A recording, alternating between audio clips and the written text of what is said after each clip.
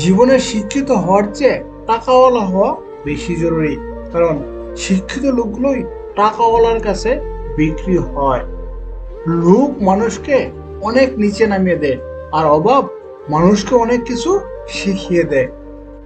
একটি শিক্ষণীয় গল্প। এক গ্রামে এক কূপ ছিল। গ্রামের লোকজন যখনই জল তোলার জন্য তাতে বালতি ফেলতো, প্রতিবারই বালতি শূন্য দড়ি উঠে আসতো।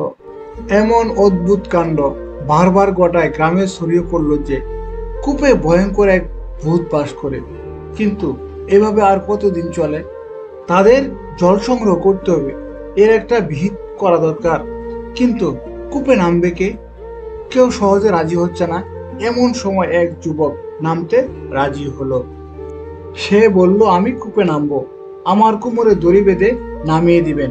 তবে শর্ত হলো, দড়ির অপর প্রান্তে অবশ্যই আপনাদের সাথে আমার বাবা মাকে থাকতে হবে।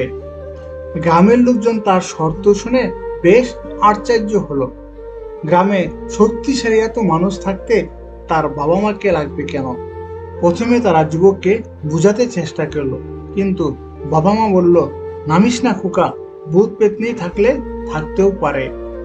কিন্তু যুবকের এক কথা, সে নামবে এবং অবশ্যই গ্রামের লোকজনের সাথে মা বাবাকে উপরে রাখতে হবে।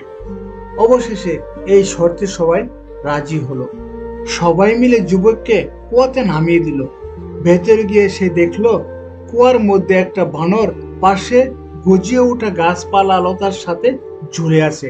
মূলত সেই বানরটি দড়ি খুলে বালতি রেখে দিত। যুবক বানরটিকে ধরে কাঁধে বসিয়ে দড়ি টানার নির্দেশ দিল। বানরটি ছিল যুবকের কাঁধে।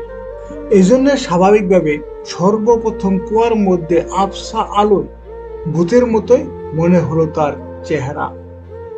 হঠাৎ করে ভূতদর্শন চেহারা দেখে সবাই মনে করলো ভূতটা উঠে আসছে, তাই দড়ি ফেলে সবাই পালালো।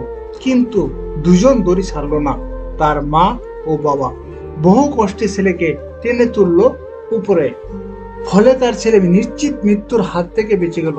কারণ বিপদের সময় পৃথিবীর সবাই দূরে সরে গেল, মা বাবা সন্তানের পাশ থেকে সরে যায় না। মা বাবা তাদের সন্তানের জন্য নিঃস্বার্থভাবে ভালোবাসেন এবং যে কোনো পরিস্থিতিতে তাদের পাশে থাকেন। এটি তাদের ভালোবাসার গভীরতা এবং দায়িত্ববোধের বহিঃপ্রকাশ। এই গল্প থেকে আমরা কি শিক্ষা পেলাম? জীবনে একটা বিচ্ছেদের গল্প থাকা ভালো, নয়তো পূর্ণতার স্বাদ বুঝবে কি করে? ভালোবাসার কষ্টের চাইতে পারিবারিক মানসিক কষ্টের যন্ত্রণা দ্বিগুণ। ভালোবাসার কষ্ট সবার কাছে শেয়ার করা যায়, কিন্তু পারিবারিক মানসিক কষ্টের কথা ইচ্ছে হলেও কাউকে বলা যায় না। মানুষ সব পারে, কিন্তু মানসিক অশান্তি থেকে পালাতে পারে না। সংসারের কাজ করে মেয়েরা ক্লান্ত হয় না, ক্লান্ত হয় তখন যখন শুনতে হয় সারাদিন কি করো। শ্রদ্ধা করলে কেউ ছোট হয়ে যায় না, আর ঘৃণা করলেও কেউ বড় হতে পারে না। যত বড় হবে তত বুঝতে পারবে পৃথিবীতে প্রয়োজন ছাড়া কেউ আপন হয় না।